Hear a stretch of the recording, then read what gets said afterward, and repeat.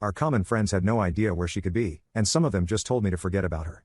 So even if they knew, they didn't let me know. I couldn't find any of her social media accounts either, and it was like she just disappeared without a word overnight. I still don't know if she knew that I was about to pop the question the next day, or if the timing of her disappearance just lined up. But that was it. She was gone, and there was nothing I could do about it. I even considered going to the cops to file a missing person report, but changed my mind at the last moment because she was not missing.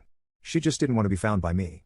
I made a lot of fake accounts on social media under different names to find her, but with no success. She probably either deleted her accounts or she was using some other name, just like me. Whatever the case was, she was untraceable. And eventually, I had to give up because I was emotionally exhausted trying to look for her despite knowing that she didn't want me to find her for whatever reason. I honestly believed that she was happy with me and she sure played the part when we were together. So instead of moving on with my life, I chose to wait for her to come back. If not to get back to me, then only so that she could at least explain what went wrong and I could have some answers. I did try to make things work with a couple of other women and went out on a few dates, but I just find myself thinking about my ex-girlfriend whenever I was out with anyone else. So, I stopped because it was just too painful for me.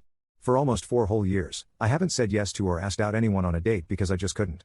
I'd be fine otherwise, but every time I'd even consider going out on a date, my ex's face would pop up in my head like a warning sign. So, I just gave up on it. For 5 years, I've been waiting for her and I knew it was futile, but I didn't know what else to do. I started going to therapy 3 years ago and it helped me deal with my feelings and cope with the situation healthily. So I'm not always moping or working, but I wouldn't say that I've forgotten about her. I know it sounds pathetic, but I was really serious about her.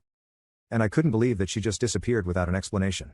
But 2 weeks ago, I overheard a conversation between my brother, 33 male, and my mother, 62 female, when we were visiting her. My brother doesn't live here.